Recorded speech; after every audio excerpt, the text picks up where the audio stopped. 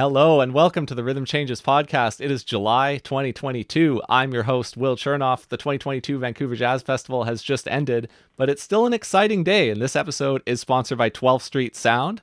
Exciting day because Anthony Senarini at 12th Street Sound, he's the owner, operator, and engineer at this recording studio in New Westminster, BC.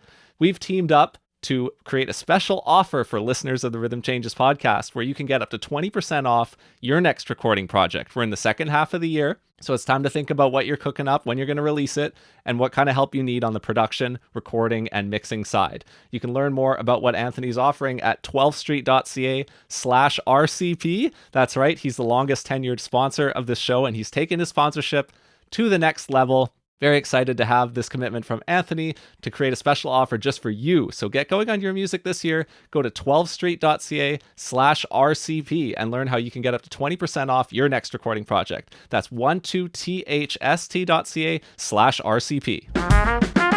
This episode is sponsored by Railtown Mastering. This is the mastering studio here in the heart of Vancouver. Andrew Downton is the engineer there. He is very talented. He has lots of great clients. I'm happy to be one of them, but most of them are way, way bigger than me. And I'm thinking about Andrew lately because I've got a project that I'm going to master. And mastering, of course, if you're not familiar, is the final step when you're finishing a recording that you've already tracked and mixed, and you need to prepare it for release. So Andrew is excellent at this. He'll always give you a master that sounds way better than the mix you send to him, and he'll be helpful throughout the entire process. He's very affordable, he's very reasonable, and he's a nice guy. So that's why I've gotten Andrew to master my recordings. You can get your recordings mastered with him by going to railtownmastering.com. You can also email him directly at andrew@railtownmastering.com or find him on social media under Railtown Mastering. To contact him directly to get your music mastered this year, email andrew@railtownmastering.com. Happy mastering in the second half of 2022.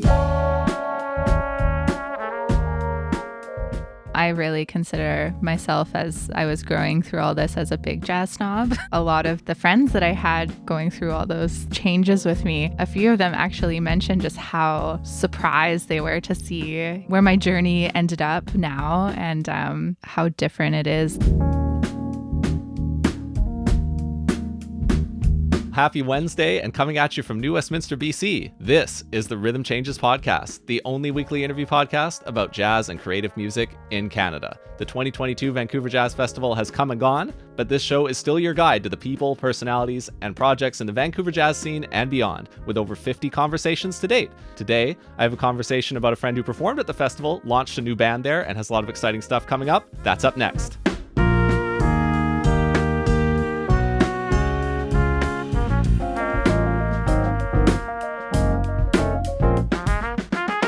Our guest today is a vocalist who launched a band called Spindle at the 2022 Vancouver International Jazz Festival. Spindle is a 7-piece band featuring them, Thad Bailey-Mai on trumpet, Katie Stewart on violin, Madeline Elkins and Thomas Holler on guitars, Sydney Tuff on bass, and Jamie Lee on drums.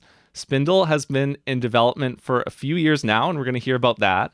But this festival performance at Ocean Artworks on Granville Island on June 27th, 2022, has opened the door for the band to release its first recordings in the near future. You can learn more about Spindle and our guest at kriawall.com, so please welcome to the Rhythm Changes podcast, Kria Wall. Yay! Exciting. How are you? I'm good. Yeah. Thanks for Happy coming to to be New here. West. Yeah, of course. Yeah, so I heard the show, obviously, and I really enjoyed it. It surprised me in a lot of ways. I'll tell you about that in a second, but you did mention on stage that there was a 5-year run-up, basically, if you go to the very first moment of originating Spindle, right? Yeah, totally. Yeah. And then how did you get that particular group of people together? Because obviously they're all good friends of yours, and they're good friends of mine too, because they're in this community together with us. They have been for that whole time. You went to CAP with them, but for those of you listeners who missed the show, can you describe how you came up with the concept of Spindle first, and then we can talk about what the music actually sounded like? Yeah, that's a big one. I feel like the concept was mostly just being able to write kind of like my own stories. So it was sort of just a way for me to express what I was feeling and what I went through. And the first sort of iteration of Spindle was actually not these people that are now Spindle. I feel like I should mention that. Oh, really? Yeah. I don't know if I knew that. Yeah, there was one show we did at the Gold Saucer, And it had Parker Woods on guitar and Miles Wong on drums and Stephen Edwards on bass and Thad on trumpet. And that was like a band too. I mean, I heard that verbatim play a few times. And Clarice actually was on fiddle. Yeah, so I had written kind of 5 songs initially that I sort of wanted to do for this project. And the show was like super great. Loved playing with them. And the reason that I sort of changed gears a little bit was mostly just because I wanted to get more female players out there. And I knew so many amazing female players that, you know, just like didn't play as often as the big guys in town. So I sort of wanted to venture into asking some people that I knew were super great and were kind of, you know, friends of mine or friends of people that I knew. So I brought all those people in together to just kind of do a session. And it was like so magical.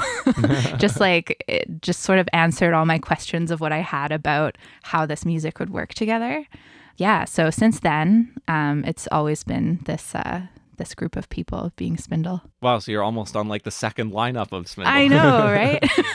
Yeah, but totally. For most of the time, probably most of the years now. And certainly all the recordings that you've done too, because it's a self-recording project at this point. Yes, it is. And that's Thomas Holler who's taking care of most of that, right? Yeah. Tom is, I don't even know what to call Tom. We actually talked about it at one point. He was like, am I like your producer, your manager? And I was like, yes, and my best friend. But yeah, he's kind of taken on this project multiple times, actually. This version of our singles that we're going to be releasing soon is the second demo sort of recordings that we've done. So we did a couple songs about 3 years ago now. We were just about finished them right before the pandemic started. So because they weren't done and then we couldn't get together for 2 years, when we listened to them as we were sort of thinking about releases and what to do next, it was like, you know, we're all like 3 years more grown. So maybe we should just redo this and see where it takes us. And I think it was a really great decision because the product that we have now is just like so amazing. And that's honestly like really thanks to Tom because he's just given so much time and space. And then we were also able to record some vocals at Capsule Studios, where he works with a team there. So he did all of the recording and the mixing. And then we got it mastered at CPS. So you accidentally like backed into nailing the pre-production process. I know, yeah. That's exactly it. And then I was a little bit surprised by how rocky it was, you know, in a good way, right? Because I heard some of the Spindle stuff along the way, even though I missed the shows in the early days. But I heard some of the more artsy stuff, for lack of a better word, some of the less aggressive arrangements. And then I heard you mix that kind of music in with some really distorted guitar, some power in the arrangements. And that was such a wide range of music when you took it in all as a whole on the stage. I thought that was really cool. Yeah, totally. I, just thinking about Spindle as sort of like my own expression, like, I don't know. I guess I just have sort of this like grunge phase going on. Yeah. And I find that the direction that the writing went in the past couple years has actually been a little bit more in that vein. And I love it. It's kind of like we kind of can pull you in with that more artsy, like open chords and like, lots of that sort of softer color. And then we also get this like much more aggressive take on that kind of like sideline jazz influenced thing, Yeah. Mm-hmm. So I have to ask you about something I saw with the corner of my eye. I'm very curious about this. If you want to reveal a little bit of what's going on under the hood at Spindle on stage. Yes. You had what looked like a set list on the floor of the stage, but it was not like any set list I had ever seen. Tell me about this. Yeah. So the night before, this actually came from just our lack of rehearsal, honestly. Okay. Because we had never had the full band in a room together before the show. So actually, we hadn't all been in a room together like since pre-pandemic times, so 3 years. And mostly just because we're all so busy and there's just a large number of people needing to get together. So I just figured I would write like a really thorough set list to keep everyone on track. And, there's like the common questions that I knew would come up in that sort of like before you play the tune and everyone stops and then you kind of whisper some stuff to the band and, you know, like who's going to take us all out? Like where's the coda and that kind of thing. So I just wrote all of that out, and I kind of also gave some of my own personal thoughts in that set list too. And the band really loved it. I think it actually kind of relaxed everyone too, just to like read. I think Jamie took a photo and posted it to Instagram. There was one like capital letters, "Do your best," Yes. in the set list. So that's pretty much all I saw. It should be clear. I couldn't really read anything on it. I just saw that it was an enormous amount of text for what I would typically expect from a set list. Totally. Yeah. It was a 2-page set list, 12 songs with like a small paragraph per song. Hey, more power to you. I think that's cool. When I saw that, I was impressed. I was like, I actually wish more people would do that, you know? Yeah. I'd never done it before. And I think I will always do that now. Well, yeah, now that you've done it once, now you've set the bar. So Totally. So are you the sole composer and songwriter of the Spindle music? Yes. Yeah.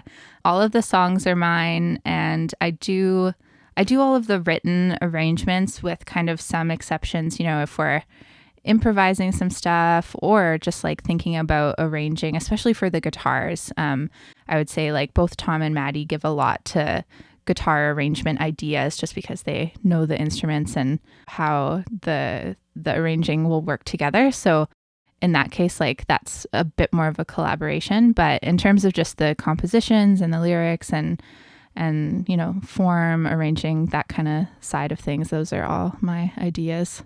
Yeah, but for instance, one of the impressive things when you see and hear the band on stage is the distinction between the two guitars, right? Because two guitars is a bold move to begin with, but then they do all the tone chasing. They find their separate sounds. They're really distinctive from one another. Sometimes they even solo back to back. Yeah. And there's a big difference between them, and their personalities really diverge. They really come out and they join the rest of the pretty large ensemble. So that's all them, right? Yeah, absolutely. And that was one thing that I really, really wanted from Spindle, is just having a lot of strings kind of collaborating but also being really distinctive. And I feel like Tom and Maddie's sounds and just like who they are as people, like they fit so well together, but also separately. And yeah, that's like, I think one of the most like magical parts about Spindle for sure. Yeah. Okay. Yeah. So for those of you listening who are music nerdy too, got to go here. So Kria, how much of this is written down when you hand these arrangements to Spindle? Is there a lot of slashes on the page? Is there a lot of notes on the page? What's actually going down when you deliver the arrangements? Totally. It's actually a combination of all of the above. Tunes like Spindle, the song, almost everything is written, and the only thing with slashes is mostly just for Jamie and Sydney, the drums and bass. Yeah. But there is a lot of notes on the page going on for the guitars, and if there's ever like a distinctive line for the guitars to be playing, then that's written out. But there's also songs that are completely just like lead sheets. The song Easy, for example, was just like a lead sheet with lots of time signature changes, and kind of go through some voicings together, just like in rehearsal if we want something really specific. But yeah, there's kind of an opportunity for improvisation in the chart, but occasionally when I'm really wanting something, then I'll do a really full arrangement of it. Yeah.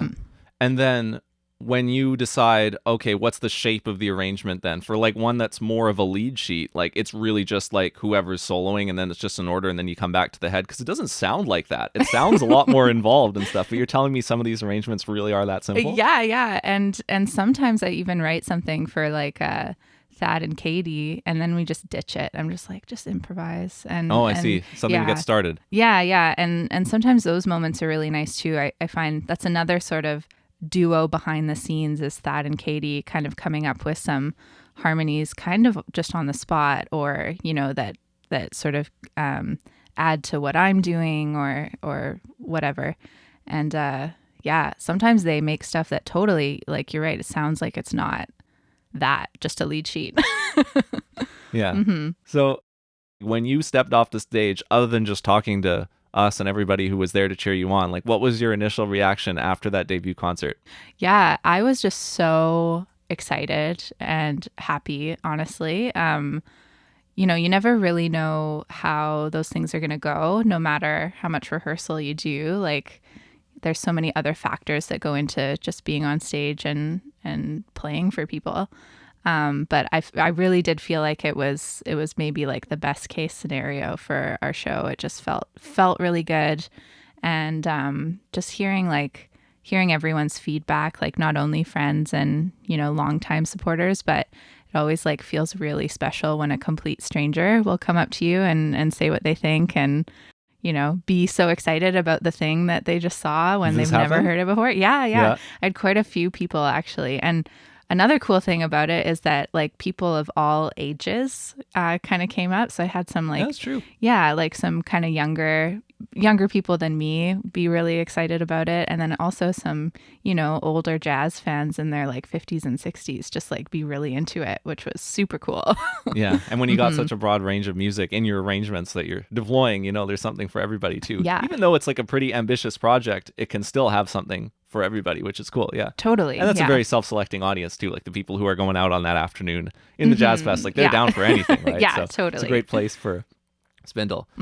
Now, I know you referenced a little bit about with the COVID Jazz Fest kind of dance and stuff, it took you a while to kind of get to this point. It could have maybe happened earlier, but it didn't. We don't have to get into all of that, but given that it did kind of get delayed, sort of, maybe from what you originally expected it to, did that allow for your mom and your family to be in the audience, and how special was it for you that you had them there? Yeah, no, that is so true.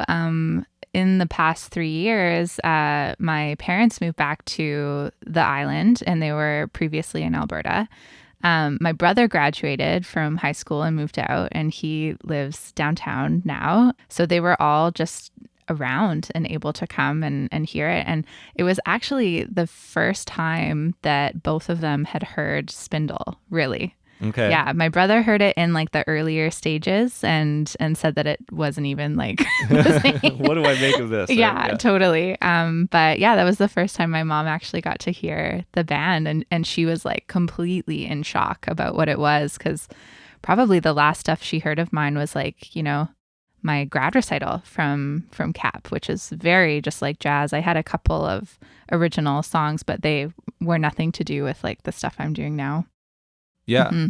Yeah, you've gone through quite a musical evolution, because if I'm not mistaken, your real musical training kind of began in Kelowna, right? In the Okanagan. And at that point, you become known in your community at a pretty young age for being a jazz vocalist and for really taking on that tradition and really growing within that, right? Yeah. And then you take that to Vancouver, to CAP.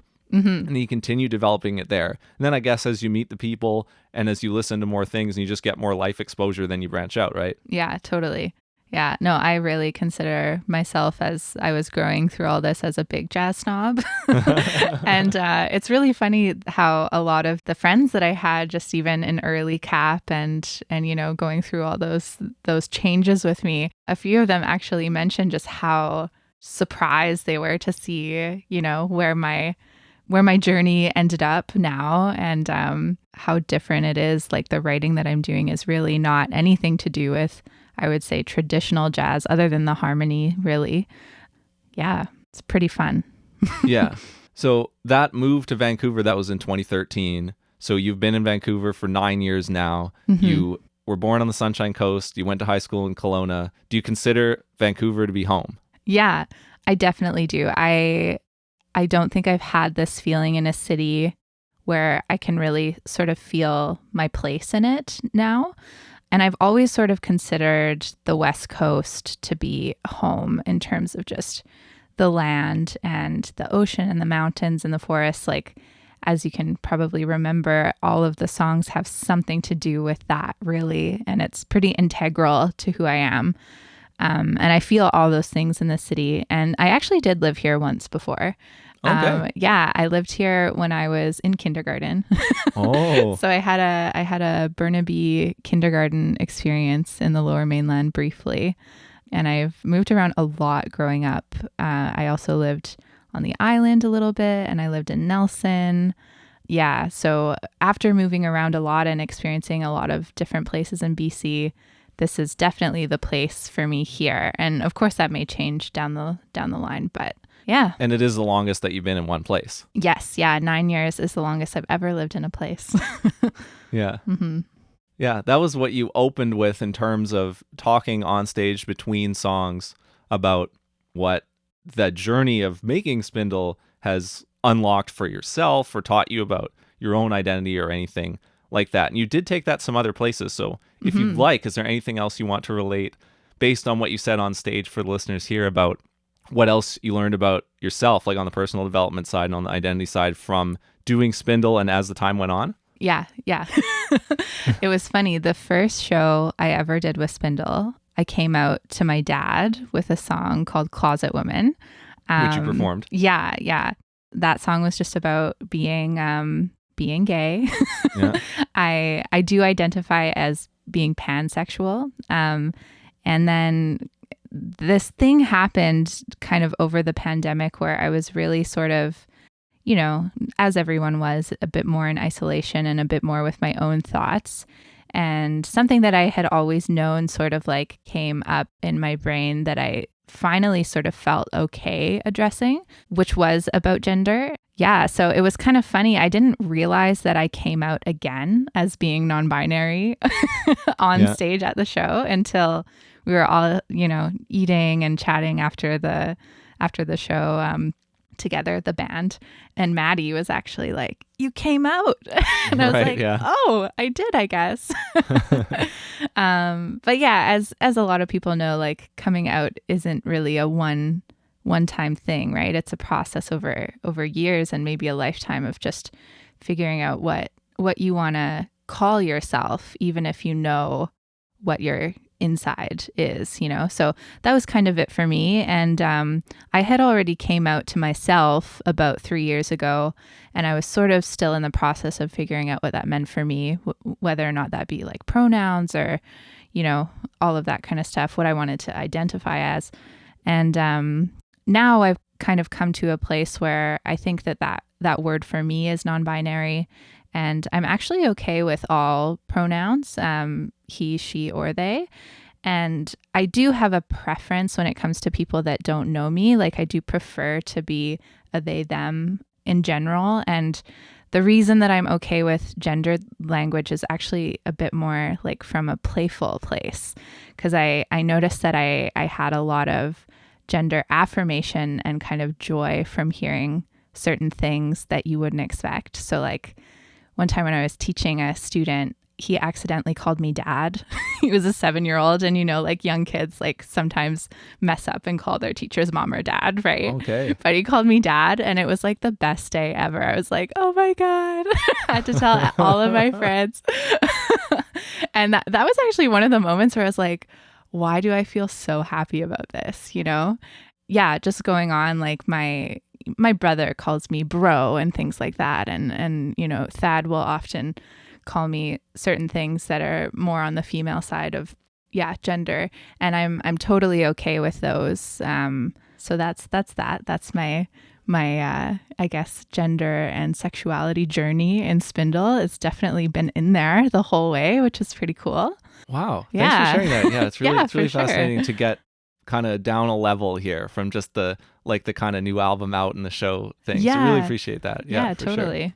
Yeah, a lot of the songs are really just my own thoughts, own experiences. And I think it is important to do that as an artist to a certain degree, because, it's only going to make people feel better about their own stuff if you're able to kind of put that out there for them too.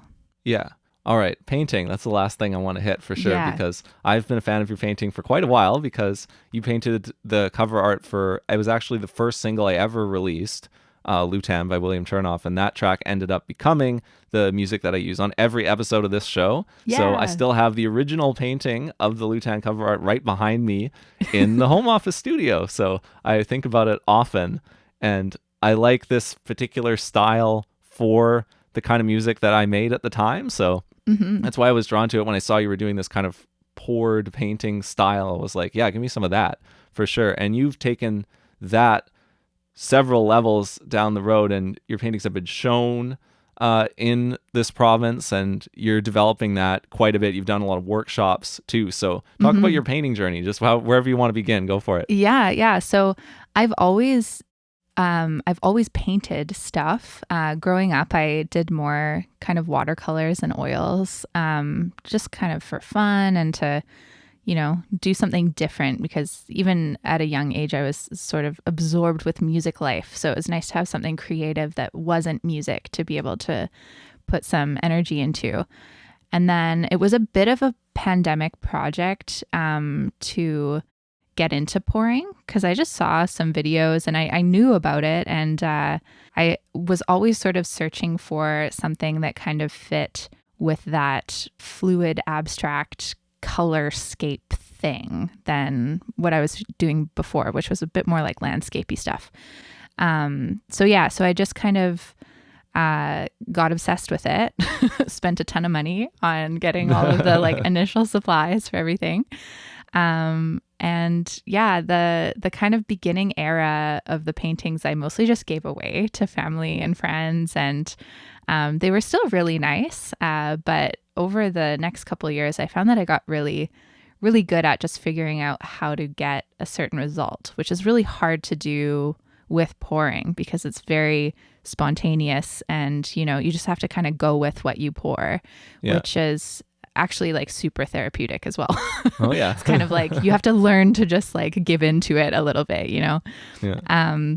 So I was just kind of working at that, and then my goal with the business was just to be able to get enough money from it so that I didn't have to spend money on the supplies, so that it would just be a neutral hobby that I could do. This year, I'm actually making some money from it, which is really cool. That's there you go. a bit of a surprise for me. But yeah, and I find that just like you said, that kind of more fluid style, it really fits with a lot of different types of music, and something that I wanted to do with Spindle too. So I'm making my own art for the single releases, which is why it's taken so long to release anything. Okay. But the first one's done now, so that's going to be, it's like all ready to go now. I had sort of a set of colors in mind for each song. So I'm going to do a painting for each song, whether we release it as a single or not. Yeah. So I really sort of want to combine what I'm doing with my painting to get that happening in Spindle more, because really it's like all kind of the same. It's just like my own stuff being put out there. Yeah. And now I'm doing a lot of different things. I've got a website going. It's kriapaints.ca. Yeah. I also did a Pride event recently where I did a whole bunch of different fluid Pride pieces, which was really, really fun. And then I'm also selling stuff in a store in Victoria called The Nooks, which is it's kind of a Canada-wide store that has a lot of Canadian artists and artisans that just make stuff. And then they have their own shelf, and it's kind of like a collective artisan store, So I've got my stuff there in Victoria right now. And then, I do workshops occasionally too, when I can kind of plan a date to have them. And then I've also been like booked for workshops as well. And I've been hired to do album art by some other groups as well. My art is going to be on the Earth Tones album coming out sometime, maybe. Also, they better reach out to me. They're coming on the show, whether they like it or not. Yeah. I haven't really shared the piece yet, because obviously I want them to be the ones to share it first, but it is really cool. Stay tuned for that. So it's really neat that I can sort of offer that to, friends and musicians that want something kind of unique for their album art or their single art or any of the above. So hit me up if you want that. There you go. Multifaceted. The interdisciplinary artist life of Kria Wall. There you go. Now that's you've exactly seen it all. It's a very expressive project, Spindle is, and it fits into everything else you're doing. It's really cool to see it really stepping out. And I'm very excited for your single releases. Yes. Thanks so much for taking the time to chat with me today. Yeah, thank you for having me.